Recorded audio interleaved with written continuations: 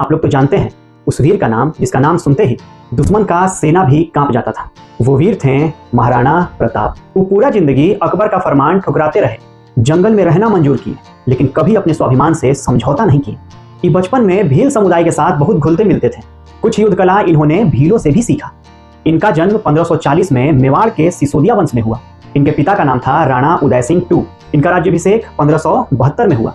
अकबर मेवाड़ को भी अपने अधीन लाना चाहता था और इतिहास कहता है कि अकबर ने महाराणा प्रताप को समझाने के लिए 4 दूत भेजे और हर बार इन्होंने दूतों का बहुत ही मान सम्मान के साथ स्वागत किया और अंत में उनका जवाब बस एक को रहता था, मेवाड़ झुकेगा नहीं भाई।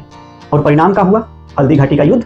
ये युद्ध 18 जून 1576 को अकबर और महाराणा प्रताप के बीच होता है, लेकिन ये युद्ध में जीत किसी का ना हुआ। मुगलों ने भले ही मेवाड़ के कई महत्वपूर्ण क्षेत्रों को जीतकर कब्जा कर लिया, लेकिन महाराणा प्रताप को झुका ना सके। इस युद्ध के बाद महाराणा प्रताप जंगल में चले गए और वहीं से आगे की रणनीति तैयार करने लगे। कहा जाता है कि मुगल सेना ने उन्हें पकड़ने का प्रयास भी किया, लेकिन कभी उनको पकड़ नहीं पाया।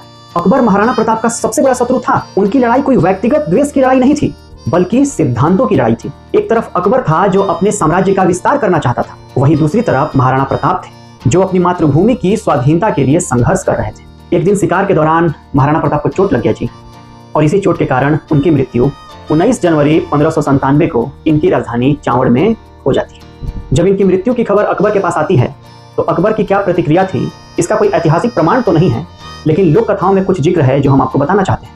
लोक कथाएं कहती हैं कि जब महाराणा प्रताप की मृत्यु की खबर अकबर के पास आती है, खबर सुनकर अकबर एकदम शांत हो जाते हैं। अकबर की आंखों में आंसू थे। मारवाड़ के एक कवि थे दुरसा आढ़ा। उस समय अकबर की मनोदशा के बारे में उन्होंने कुछ पंक्तियां लिखी। उन्होंने लिखा है कि अकबर की मनोदशा बता रही थी कि ऐसा वीर जिसने कभी अपने पगड़ी को झुकने नहीं दी, कभी अपने घोड़ों पर मुगलिया दाग लगने नहीं दिया। हे वीर, तुम महान थे, तुम महान थे। महाराणा प्रताप की वीरता के बारे में जो भी कहा जाए कम ही होगा, क्योंकि मेरे दोस्त प्रत्यक्ष को प्रमाण की आवश्यकता नहीं होती। और अगर वीडियो पसंद आई होगा तो लाइक और सब्सक्राइब कर दीजिएगा। जय हिंद।